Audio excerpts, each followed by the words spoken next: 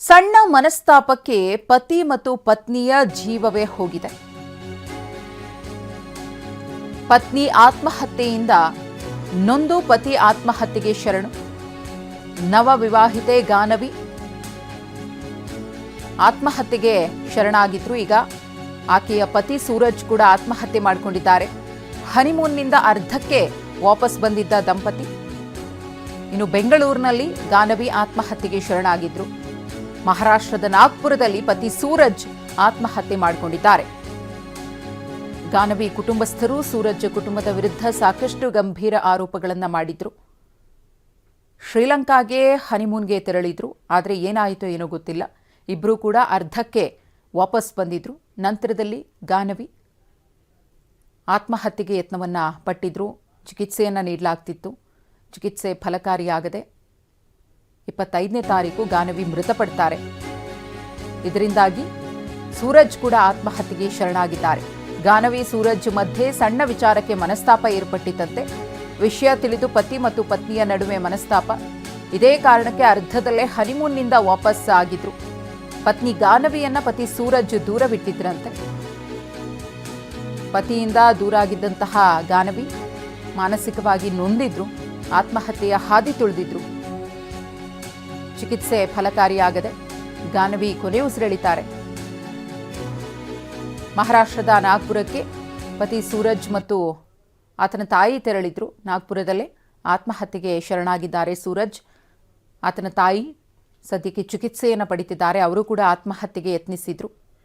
ಪತ್ನಿಯ ಸಂಬಂಧಿಕರ ಕಿರುಕುಳಕ್ಕೆ ಬೇಸತ್ತು ಸೂರಜ್ ಆತ್ಮಹತ್ಯೆ ಮಾಡಿಕೊಂಡಿರೋದು. ಇಬ್ಬರ ನಡುವೆ ಮನಸ್ತಾಪ ಇತ್ತು. ಕೂತು ಬಗೆಹರಿಸ್ಕೊಳ್ಬಹುದಿತ್ತು. ಒಂದು ವೇಳೆ ಬಗೆಹರಿಯದ ಸಮಸ್ಯೆ ಆಗಿದ್ದಿದ್ರೆ ಅದಕ್ಕೆ ಬೇರೆಯದ್ದೇ ಮಾರ್ಗವೂ ಕೂಡ ಇತ್ತು. ಅದನ್ನು ಆಯ್ಕೆ ಮಾಡಿಕೊಳ್ಬಹುದಿತ್ತು.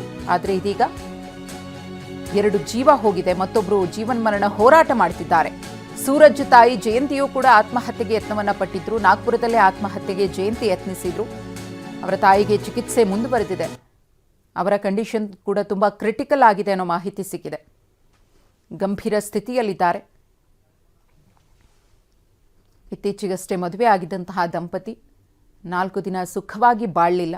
ಇಬ್ಬರ ನಡುವೆ ಏರ್ಪಟ್ಟಂತಹ ಮನಸ್ತಾಪ, ಅದ್ಯಾವುದೋ ವಿಚಾರಕ್ಕೆ ಆದಂತಹ ಗಲಾಟೆ ಇಬ್ಬರ ಉಸಿರನ್ನ ನಿಲ್ಲಿಸಿದೆ. 2 ಕುಟುಂಬಗಳು ಕಣ್ಣೀರಲ್ಲಿ ಕೈ ತೊಳೆಯುವಂತೆ ಮಾಡಿದೆ. ಈ ಕುರಿತು ಮತ್ತಷ್ಟು ಮಾಹಿತಿಯನ್ನ ಕೊಡ್ತಾರೆ ನಮ್ಮ ಪ್ರತಿನಿಧಿ ಪ್ರದೀಪ್. ನೇರ ಸಂಪರ್ಕದಲ್ಲಿದ್ದಾರೆ. ಪ್ರದೀಪ್, ಗಾನವಿ ಆತ್ಮಹತ್ಯೆ ಪ್ರಕರಣಕ್ಕೆ ಟ್ವಿಸ್ಟ್ ಸಿಕ್ಕಿದೆ. ಒಂದಷ್ಟು ಆರೋಪಗಳು ಗಾನವಿ ಕುಟುಂಬಸ್ಥರಿಂದ ಸೂರಜ್ ಮತ್ತೆ ಕುಟುಂಬದ ಮೇಲೆ ಕೇಳಿಬಂದಿತ್ತು. ಇದೀಗ ಗಾನವಿ ಬಗ್ಗೆಯೂ ಕೂಡ ಒಂದಷ್ಟು ಆರೋಪಗಳು ಕೇಳಿ ಬರ್ತಾ ಇದೆ. ಅದೇನೇ ಸಮಸ್ಯೆ ಇದ್ದಿದ್ರೂ ಕೂಡ ಪರಿಹಾರ ಇತ್ತು. ಆದರೆ ಇವರಿಬ್ಬರ ಸೂಸೈಡ್ ಇದೆಯಲ್ಲ, 2 ಕುಟುಂಬಗಳನ್ನ ಕಣ್ಣೀರಲ್ಲಿ ಕೈ ತೊಳೆಯುವಂತೆ ಮಾಡಿಬಿಟ್ಟಿದೆ ಈಗ.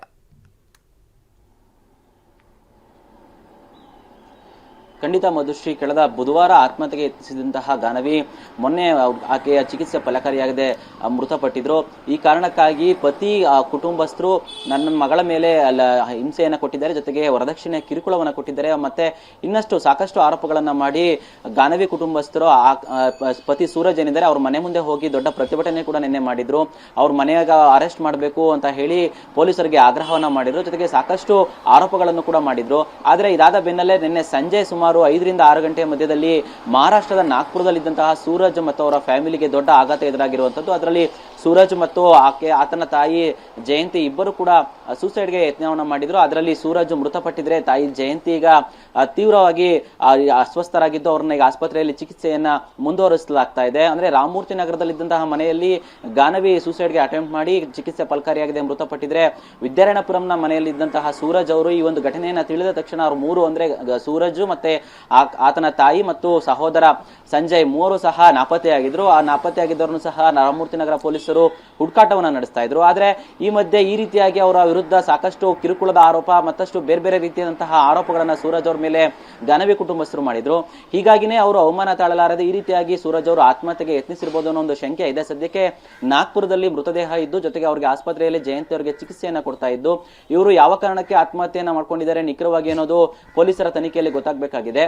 ಸದ್ಯಕ್ಕೆ ಅವರಿಬ್ಬರಿಗೂ ಸಹ ಜಯಂತಿಗೆ ಚಿಕಿತ್ಸೆಯನ್ನ ಮುಂದುವರಿಸುತ್ತಿದ್ದು, ಸೂರಜ್ ಅವರ ಬಾಡಿಯನ್ನ ಬೆಂಗಳೂರಿಗೆ ತರಲು ಪೊಲೀಸರು ಸಿದ್ಧತೆಯನ್ನ ನಡೆಸಿರುವಂತದ್ದು. ಮಧುಶ್ರೀ, ಓಕೆ, ಧನ್ಯವಾದ ಪ್ರದೀಪ್ ತಮ್ಮ ಮಾಹಿತಿಗಾಗಿ. ಹೋರಾಟವನ್ನ ಕೂಡ ಮಾಡಿದ್ರು ಗಾನವಿ ಪೋಷಕರು. ಗಾನವಿಯ ಮೃತದೇಹವನ್ನು ಸೂರಜ್ ನಿವಾಸದ ಬಳಿ ಇಟ್ಟು ನ್ಯಾಯಕ್ಕಾಗಿ ಆಗ್ರಹಿಸಿದ್ರು. ಆದರೆ ಇತ್ತ ಕಡೆ ಈ ರೀತಿಯ ಬೆಳವಣಿಗೆಗಳಾಗ್ತಾ ಇದ್ದ ಹಾಗೆ ಮಹಾರಾಷ್ಟ್ರದ ನಾಗ್ಪುರದಲ್ಲಿ ಇದ್ದಂತಹ ಸೂರಜ್ ಕುಟುಂಬಕ್ಕೂ ಕೂಡ ದೊಡ್ಡ ಆಘಾತ ಆಗಿತ್ತು.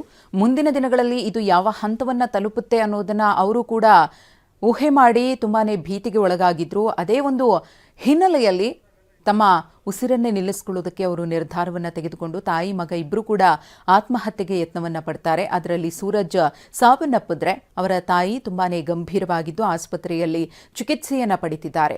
ಈ ಕಡೆ ಗಾನವಿ ಪೋಷಕರು ಆರೋಪ ಮಾಡಿದ್ದು ವರದಕ್ಷಿಣೆ ಕಿರುಕುಳ, ಹಾಗೆಯೇ ಸೂರಜ್ ಕುರಿತು ಒಂದು ಸ್ಟೇಟ್ಮೆಂಟ್ ಅನ್ನು ಕೂಡ ಪಾಸ್ ಮಾಡಿದ್ರು. ಅದು ಸೂರಜ್ ಮತ್ತು ಫ್ಯಾಮಿಲಿಗೆ ದೊಡ್ಡ ಆಘಾತವನ್ನ ನೀಡಿದೆ ಅಂದ್ರೆ ಇಲ್ಲಿ ನಿಜಕ್ಕೂ ಕೂಡ ತಪ್ಪಾಗ್ಲಿಕ್ಕಿಲ್ಲ.